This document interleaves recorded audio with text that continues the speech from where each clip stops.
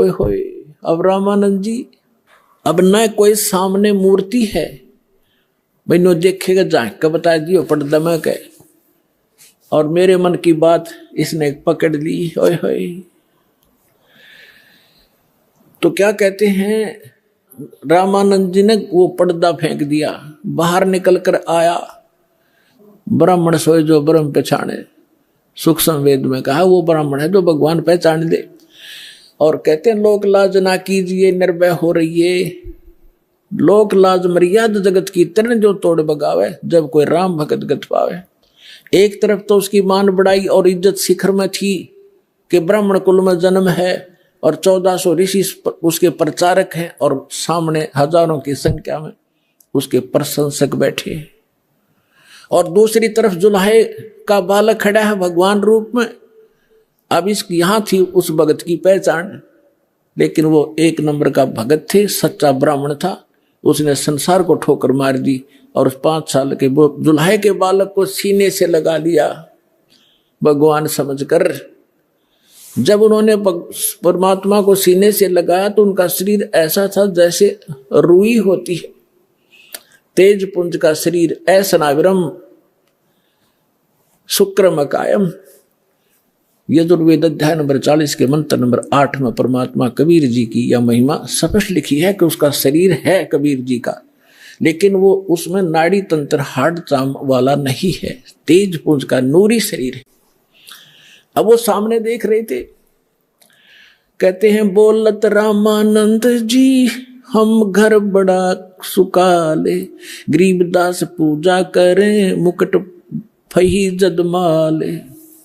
परमात्मा कहने लगे सेवा करो संभाल करे, सुन स्वामी सुर ज्ञाने, गरीबदास सिर मुकुट में माला अटकी जाने। स्वामी घुंडी खोल कर फिर माला गल डारे, गरीबदास इस भजन को समझ सके कर तारे। रामानंद जी मान गया कि मेरे इस क्रिया को भगवान बिना कोई जान नहीं सकता, ये सामने सचमुच परमात्मा खड़ा है। डोढ़ी पर्दा दूर कर लीना कंठ लगाए, गरीबदास गुजरी बहुत जो बदन में लाया। कि उस समय सामने भगवान खड़े, एक तरफ सारा समाज जिसमें महिमा का उसका झंडा बंधा हुआ था, तो कहते हैं उसका गिल्लमन मोथल पुथल तब तेरी हुई, लेकिन सीने से लगा लिया। क्या कहते हैं, मन की पूजा तुम लखी मुकटमाल परवेश, गरीबदास गत को लख तेरा कौन वर्ण कौन भेख। ओए होए। रामानंद 104 साल के ब्राह्मण आंखों में आंसू घेर कर कह डालते हुए कह रहे हैं कि मेरे मन की पूजा तुम लखी, तुमने जान ली। मेरी मुकुट में माला फंस गई, तो डालना चाहा था मुकुट में, कहा उलझ गई थी। तब मालिक ने कहा था इसको खोल के गुंडी फिर गल में डाल। मन की पूजा तुम लखी मुकुट माल प्रवेश। और रामानंद जी कह रहे हैं, गरीबदास जी बता रहे हैं कि गरीबदास गति कौन लखे, तुझे कैसे पहचाने हम जीव किस तो वर्ण में, यानी दानक जुल्हे सुदर वर्ण में खड़े हो, और के आपकी वेशभूषा हम जीव कैसे पहचान सकते परमात्मा आपने।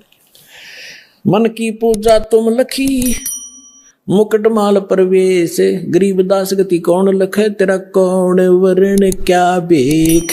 फिर कहते हैं ये जो दीक्षा तुम दी मान ली मन मोरे, गरीबदास तुम कोमल पुरुष और हमरा बदन कठोरे। अब बुद्ध विद्वान पुरुष थे, समझ गए कि मेरा अहम तोड़ा है, अहंकार टूटे बिना भगवान मिला नहीं। तो कहते हैं ये तो दीक्षा तो मोर दे मान ली मन मोर, आपने जो मुझे शिक्षा दी मेरी अकल ठिकाने आएगी कि मैं घना ऊपर उठ रहा था, अपने आप को पता नहीं क्या समझ रहा था, और दाता आज आपके सामने मैं फेल हो गया। फिर उन्हें काफी चर्चा होती आपस में, लेकिन परमात्मा ने उनको सब तरफ से फेल कर दिया। जब सारा कुछ हो लिया, रामानंद जी कहने लगे मैं बाप से 2 बात ज्ञान की चर्चा और करना चाहता हूं, बैठो करो। तो परमेश्वर ने प्रश्न किया कि आप किसकी भक्ति करते हो स्वामी जी? कि मैं विष्णु का उपासक हूं, वैष्णु संत हूं, शंकर जी की उपासना भी साथ साथ करता हूं। परमात्मा ने कहा कि आप इसकी उपासना से कहां जाओगे? कि स्वर्ग में जाऊंगा बच्चा।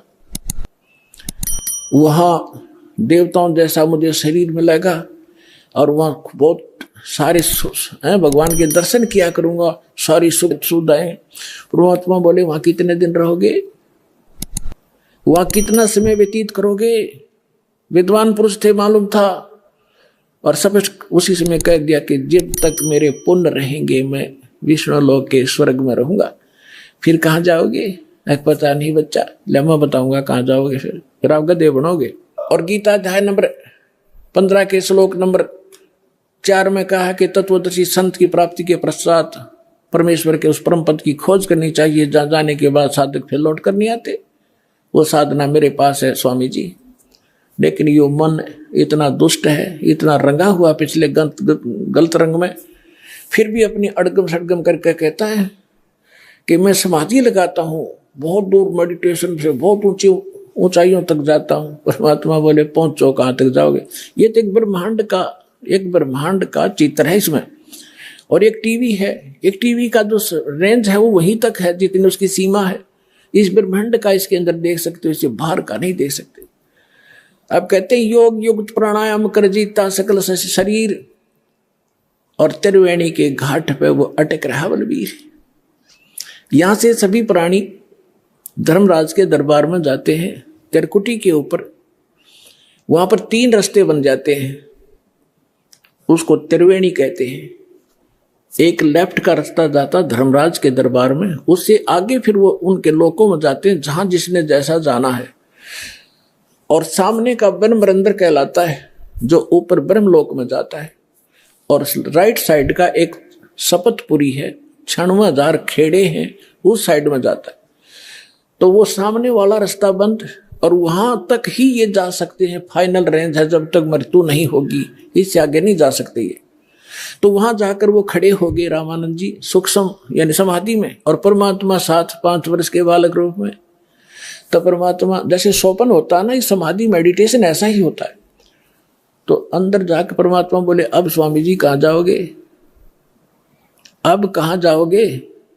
आगे रास्ता मुझे मालूम नहीं, कि ये देखो 3 रास्ते हैं, ये रास्ता भी तुम इसमें अलाउड नहीं हो, जा नहीं सकते, मृत्यु के उपरांत ही जाओगे। इधर जाओगे आपका धर्मराज के पास जाओगे, वहां आपका अकाउंट होगा, जिस लोक में जाना है, नरक में जाना है या कुत्ता गधा की योनि प्राप्त करनी है, वहां से अपना लेकर पर्ची और फिर आगे जाओगे। और आपने विष्णु जी की उपासना की, यहाँ विष्णु लोक में जाओगे। और ये सामने ब्रह्मरंध्र है, ये काल ने बंद कर रखा है, वज्र कपाट है यहाँ पर। ये तुम्हारे इस मंत्र जाप से नहीं खुल सकते। करके देख, तू अपने जो जाप करता है, जो भी मंत्र करते हो, उसने खूब कोशिश कर लियो, नहीं खुला। तो परमात्मा बोले मेरे पास वो सत्य नाम है, उससे खुलेगा, मैं करता हूँ सिमरण। परमात्मा ने लीला की, वो तो वैसे ही खोल देने थे, लेकिन सतनाम दृढ़ करना था कि इससे खुलती है। चाबी तो वही है मालिक के पास भी, वो लगाकर खोल देते। तो परमात्मा ने सतनाम का सुमन करके दिखा, श्वास उश्वास से, जिसमें एक ओम मंत्र है और दूसरा तत्व, जो आपको सतनाम प्राप्त भगत को मालूम है। जो ही वो मंत्र जाप किया, पट्ट दे ही दरवाजा खुल गया। परमात्मा बोले आ जाओ मेरे साथ। आगे जाके दिखा, तपस्या दिखाई, काल जहां बैठता है अलग से वो स्थान दिखाया, ब्रह्मलोक दिखाया। फिर 11वां द्वार पार करके अक्षर पुरुष के लोक में प्रवेश किया, फिर 12वां द्वार पार करके सतलोक में प्रवेश किया। जब नीचे से परमात्मा गए थे 5 वर्ष के बालक के रूप में, वहां सिंहासन पर विराजमान भगवान को देखा, जिसके एक रोमकूप में करोड़ सूर्य करोड़ चंद्रमा मिला दे, इतना प्रकाश झलक रहा था। राजा के समान सिंहासन पर विराजमान थे, सिर पे मुकुट, ऊपर छत्र था, वहां चौर रखा था। 5 वर्ष के बालक ने चौर किया था उस भगवान पर। रामानंद जी ने सोचा भगवान तो ये है परमअक्षर ब्रह्म जो सिंहासन पर बैठे, ये कबीर जी तो यहाँ का कोई गण नौकर होगा। इतने में तेजो में शरीर खड़ा हुआ, 5 वर्ष के बालक उस सिंहासन पर बैठ गए उछल के, और उस तेजो में जो भगवान नजर आवा था शरीर वाला, वो चमक कर 5 वर्ष के बालक पर। रामानंद जी कभी उसकी तरफ देखे, कभी बालक की तरफ देख रहे थे। इतने में तेजो में शरीर उस बालक में समा गया। और तब कहा था, ए स्वामी सृष्टा में सृष्टि हमारा तीर, दास गरीब अधर बसु, अवगत सत कबीर।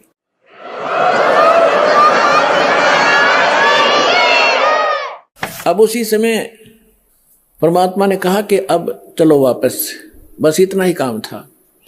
अब जो समाधि खुली, सामने फिर बैठे भगवान उसी रूप में। तब क्या बताते हैं गरीबदास साहिब जी ने बताया कि तहा वहां चिकृत भया देख फजल दरबार, गरीबदास सिजदा किया हम पाए दीदार। तुम स्वामी में बाल बुद्धि भरम कर्म कियो नाश, गरीबदास निज ब्रह्म तुम रहो गया दृढ़ विश्वास। सुन बे सुन से तुम परे उर से हमरे तीर, दास गरीब सरबंग में तू अवगत पुरुष कबीर। कोट कोट सजदा किए और कोट कोट प्रणाम, गरीबदास अनहद अदर हम पर शो तुम धाम। बोलत रामानंद जी सुनो कबीर करतार, गरीबदास सब रूप के तुम ही सर्जनहार। तुम साहेब तुम संत हो तुम सतगुर तुम हंस, गरीबदास तेरे रूप बिना और न दूजा अंश। मैं भगता मुक्ता भया और कर्म भरम कियो नाश, गरीबदास अवगत मिले या मिटगी मन की बास। दो ठौर है एक तू भया एक से दो, गरीबदास हम कारण तुम आए हो मगजो। 104 वर्ष का वृद्ध और 5 वर्ष की उम्र के धान के लड़के के चरणों में गिर गया बालक की तरह कि तुम स्वामी में बाल बुद्धि, आप मेरे मालिक। और मेरा ज्ञान तो आज वेद व्याधि से मैंने पता था, आपके सामने ज्ञान हुआ। तुम स्वामी में बाल बुद्धि, मेरी तो बालक जैसा ज्ञान था आपके ज्ञान के सामने, और मेरा कर्म भरम भयो नाश। और गरीबदास जी कह रहे हैं कि रामानंद जी ये बोले, गरीबदास निज ब्रह्म तुम, वास्तव में सही भगवान आप हो, मुझे हो गया दृढ़ विश्वास। तो who is God? Kabir is God. बोलो सतगुरुदेव।